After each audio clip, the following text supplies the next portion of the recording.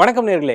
கடந்த சில நாட்களா வழக்கத்துக்கு மாறான சில தகவல்களை கொடுத்துட்டு இருக்கேன். அந்த வகையில இன்னைக்கு சில தகவல்கள் கொண்டு வந்திருக்கேன். என் பேர் ராஜா. வாங்க நிகழ்ச்சிக்குள்ள போகலாம். இந்தியால காசு, பணம், துட்டு, மணி இதை பத்தின ஒரு தகவல் தான் இப்போ ட்ரெண்டிங்கா இருக்கு. அது என்ன அப்படின்னு பாத்தீங்கன்னா, சீக்கிரமாவே இந்தியால பிளாஸ்டிக்ல ரூபா நோட்டுகள் வரப்போகுது அப்படிங்கிறது தான் அந்த முக்கியமான தகவல். இந்தியால கூடி சீக்கிரம் ரூபா நோட்டுகள் ஒரு பாலிமர் அப்படி இல்லைன்னா பிளாஸ்டிக்ல வரப்போகுது அப்படிங்கிற மாதிரியான இன்சைட் இன்ஃபர்மேஷன் நமக்கு தெரிய வந்திருக்கு. கடந்த சில வருஷங்களாவே இந்தியாவில் ரூபா தட்டுப்பாடு அதாவது பிசிக்கல் கரன்சி தொட்டு பார்க்குற ஒரு ரொக்க ரூபா நோட்டுகளுடைய தட்டுப்பாடு ரொம்ப அதிகமாக இருக்குது அப்படிங்கிறது தான் நம்ம கவனிக்க வேண்டியது ஒரு முக்கியமான அம்சம் அப்படின்னு நம்ம சொல்லலாம். மும்பையிலையும் பாட்னாலையும் ரிசர்வ் பேங்கோடைய அதிகாரிகள் கடந்த 2 மீட்டிங்கா இதை பத்தி கொஞ்சம் தீவிரமா பேசியிருக்காங்க அப்படிங்கிற மாதிரியான இன்சைட் இன்ஃபர்மேஷன் நமக்கு தெரிய வந்திருக்கு. ஏற்கனவே சொன்ன மாதிரி புது ரூபா நோட்டுகள், இப்ப இருக்கிற ரூபா நோட்டுகள் பேப்பர் வடிவில் இருக்கு. அதுல சில காட்டன் கலந்து இருக்கிறதாவும் தகவல் இருக்கு. ஏன் இந்த பேப்பருக்கு பதிலா பிளாஸ்டிக் போறாங்க அப்படின்னு நீங்க பாத்தீங்கன்னா, காஸ்ட் ஆஃப் ப்ரொடக்ஷன் ரொம்ப ரொம்ப கம்மி. அதனால பிளாஸ்டிக்ல ஈஸியா ரூபா நோட்டை பிரிண்ட் பண்ணிட முடியும் அப்படிங்கறத தாண்டி பேப்பர்ல அச்சிடுற அந்த நோட்டு சீக்கிரமாவே டேமேஜ் ஆயிடுது. அதே நேரத்துல காஸ்ட் ஆஃப் ப்ரொடக்ஷனும் அதுக்கு ரொம்ப செலவாகுது அப்படிங்கிறாங்க. உண்மையிலேயே இப்ப நம்ம யூஸ் பண்ணிட்டு இருக்க கரன்சி நோட் இருக்கு இல்லையா, இந்த கரன்சி நோட்டை அச்சிடுறதுக்கு மட்டுமே போன பினான்சியல் இயர்ல பர்டிகுலரா சொல்லணும் அப்படின்னா பணத்தை அச்சிடுறதுக்கு மட்டுமே 6372 கோடி செலவு பண்ணியிருக்காங்க ரிசர்வ் பேங்க் அப்படிங்கறத நம்ம புரிஞ்சுக்கணும். இது மட்டும் இல்லாம பெரும்பாலான நோட்டுகள் 500 ரூபா நோட்டு அப்புறம் 100 ரூபா நோட்டுகளா தான் இருக்கு அப்படிங்கிறதுனால ரிசர்வ் பேங்க்குக்கு இது ஒரு பெரிய தலைவலியா மாறிடுச்சு. ரூபா நோட்டை அச்சிட்டு அது பழசாயிடுச்சுன்னா அதை தூக்கி டிஸ்போஸ் பண்ணணும், அப்புறம் திருப்பி புது ரூபா நோட்டு அடிக்கணும். இந்த மாதிரியான பல பிரச்சனைகள் இருக்கு அப்படிங்கிறதுனால பிளாஸ்டிக் ஆர் பாலிமர் ரூபா நோட்டுகளுக்கு இந்தியா மாறப்போகுது. இது சம்பந்தமான அறிவிப்பு விரைவில் வரப்போகுது அப்படிங்கிறது தான் நம்ம கவனிக்க வேண்டிய ஒரு முக்கியமான விஷயம். மே 15ஆம் தேதியுடைய நிலவரத்துப்படி இந்தியால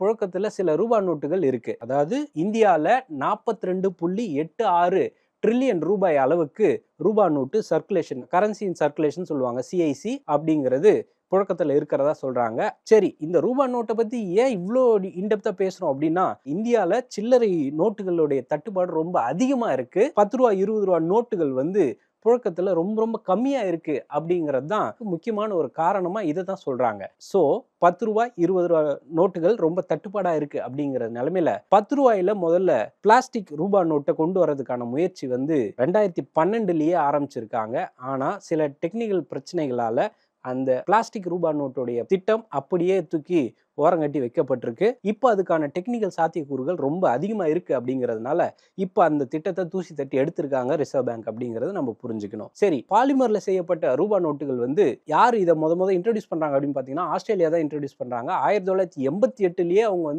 அவங்க ஊருடைய டாலர்னு சொல்லுவாங்க, ஆஸ்திரேலியன் டாலர். அந்த ஆஸ்திரேலியன் டாலர் $10 நோட்டை பாலிமர்ல பிரிண்ட் பண்ணி 1988லயே அவங்க ரிலீஸ் பண்ணியிருக்காங்க அப்படின்னு நம்ம புரிஞ்சுக்கணும். அதுக்கு அடுத்தபடியா சிங்கப்பூர், தாய்லாந்து, இந்தோனேஷியா, மலேசியா இவங்கெல்லாமும் பாலிமர்ல ரூபா நோட்டை ரெடி பண்றாங்க. உலகமே அமெரிக்கன் டாலரை நம்பிதான் இருக்கு அப்படின்னும் போது இவங்க பாலிமர்லயும் சேரல, அதே போல பிளாஸ்டிக்லயும் சேரல.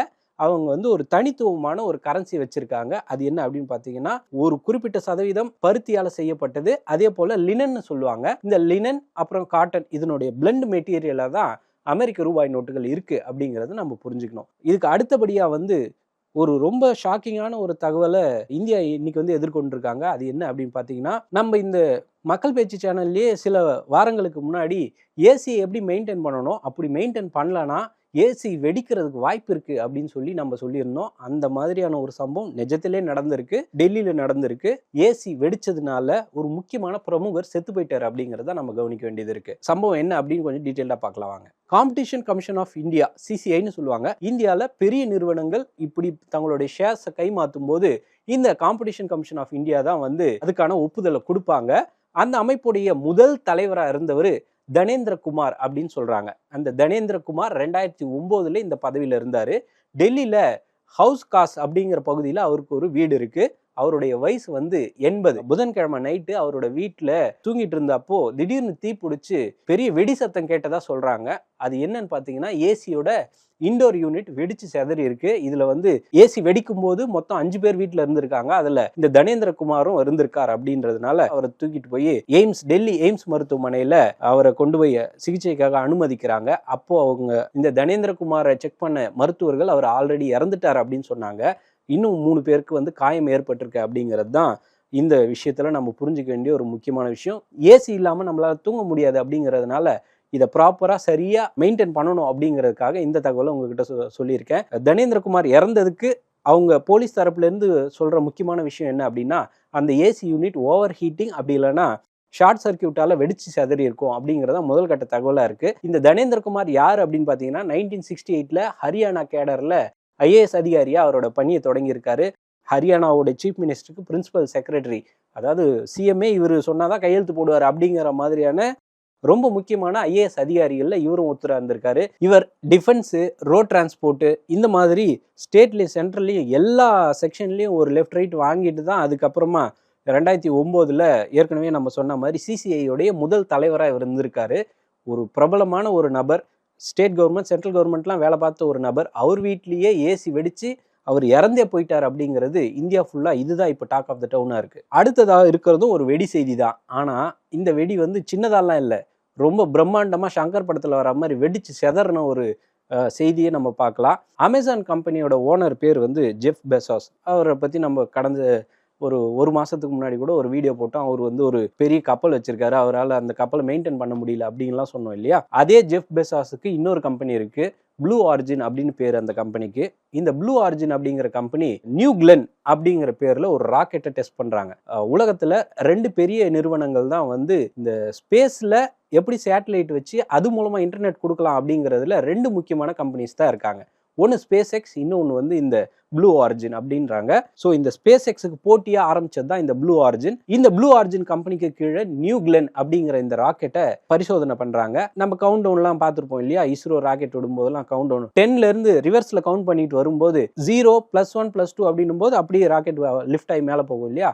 அப்படி இந்த நியூ கிளென் ராக்கெட் லிஃப்ட் ஆகி மேலே போகும்போது திடீர்னு வெடிச்சு செதறிடுச்சு. இன்வெஸ்ட் பண்ண மொத்த காசும் இந்த நியூ கிளென் ராக்கெட்டோடைய ப்ராஜெக்ட் மொத்தமும் காலி அப்படிங்கிறது தான் நம்ம புரிஞ்சுக்கணும். நாசா வந்து வருங்காலத்தில் நிலாவை நோக்கி ஒரு பெரிய பயணத்தை மேற்கொள்ள பிளான் பண்ணியிருக்காங்க. அந்த நாசாவுடைய ப்ராஜெக்ட்ல முதல்ல இந்த ப்ளூ ஆரிஜினை தான் அப்ரோச் பண்ணதா சொல்றாங்க. ஆனா இவங்களுடைய இந்த டெஸ்ட்லாம் ஃபெயிலியர் ஆனதுனால ஏற்கனவே இவங்களுக்கு இந்த மாதிரி வெடிச்சு செதறின ரெக்கார்ட்ஸ் அதிகமா இருக்கு அப்படிங்கிறதுனால நாசா இப்போ என்ன செய்யறாங்க அப்படின்னா, ஆல்ரெடி ப்ளூ ஆரிஜின் தான் பிரச்சனையா இருக்கா, அவருக்கு போட்டியா யார் இருக்காங்க, ஸ்பேஸ் எக்ஸ் இருக்காங்க. ஸோ ஸ்பேஸ் எக்ஸ் நம்ம எடுத்துப்போம் அப்படிங்கிறதுனால நாசா இப்போ இவங்க பக்கம் ஜம்ப் அடிச்சிட்டாங்க அப்படிங்கிறத நம்ம கவனிக்க வேண்டியது இருக்கு. சம்மரும் முடிஞ்சிருச்சு, ஐபிஎல்லும் ஆல்மோஸ்ட் முடிஞ்சிருச்சு. இந்த நிலைமையில இந்த கடப்பாரா டீம்னு சொல்லுவாங்க இல்லையா, இந்த ஹார்திக் பாண்டியாவை தலைமையிலான மும்பை டீம்ல ஒரு பெரிய சண்டை நடந்துகிட்டு இருக்கு அப்படிங்கிற மாதிரி இன்சைட் இன்ஃபர்மேஷன் வெளியா இருக்கு. இந்த ஹார்திக் பாண்டியா மேல டீம் வந்து ரொம்ப அதிருப்தியில் இருக்காங்க அப்படின்னு சொல்றாங்க. அவர் ஓவர் கான்ஃபிடென்ஸ்ல 14 மேட்ச் விளையாடி இருக்கிறதுலே பாயிண்ட்ஸ் டேபிள்ல கீழே இருந்து செகண்ட் பிளேஸ், அதாவது 9வது பிளேஸ்ல இவர் இருக்காரு. அதனால மும்பை டீம்ல வந்து அந்த ஹார்திக் பாண்டியாவுடைய கேப்டன் பதவியை வெடுக்குன்னு எடுத்துடலாம் அப்படிங்கிற மாதிரி ஒரு தகவல் இருக்கு. 2026ல் நம்ம இப்போ சொன்ன மாதிரி மொத்தமே 14 மேட்சஸ் எல்லாமே லீக்ல விளையாடணும். அந்த 14 மேட்சஸ்ல மும்பை அணி 9வது இடத்துல இருக்காங்க. அப்படிங்கிறதுனால மும்பை டீமுக்கும் ஹார்திக் பாண்டியாவுக்கும் இடையில ஒரு நல்ல ரிலேஷன்ஷிப் இல்லை அப்படிங்கிறது வெட்ட வெளிச்சமா ஆயிடுச்சு அப்படின்னு சொல்றாங்க. சீக்கிரமே இந்த ஹார்திக் பாண்டியாவை கேப்டன் பதவியை ரிசைன் பண்ணிட்டு அவருக்கு பதிலாக ரோஹித் சர்மாவையோ இல்ல அந்த டீம்ல தான் வசவசன்னு இருக்காங்களே, திலக் வர்மா, சூரியகுமார் யாதவ், ஜஸ்பிரீத் பும்ரா, இவங்க எல்லாமும் யாராவது ஒரு ஆள் சீனியரான ஒரு ஆளை மும்பை டீமுடைய கேப்டனா போடலாம் அப்படின்னு சொல்லி மேனேஜ்மெண்ட் தரப்புல சொல்றாங்க. இந்த நிலைமையில ரோஹித் சர்மா தான் வந்து டிசைட் பண்ணுவாரு. ஏன்னா அவர் தான் மூத்த முன்னோடி, அந்த மும்பை டீம்ல மூத்த முன்னோடி அப்படிங்கிறதுனால அவர் தான் ஃபைனல் பண்ணுவாரு. கேப்டன் ரோஹித் சர்மாவே பண்ணுவாரா இல்லை வேற யாரோ அவர் கை காட்டுற நபர் தான் வருவாங்களா அப்படிங்கிறது தான் இப்போ எல்லாரும் எதிர்பார்க்குற ஒரு முக்கியமான செய்தியா இருக்கு. ஸோ இந்த மாதிரியான நம்மளோட லைஃப்ல தேவைப்படுற ரொம்ப முக்கியமான சில தகவல்கள் அடுத்தடுத்து கொடுத்துட்டு இருக்கேன். என் பேர் ராஜா. நன்றி, வணக்கம்.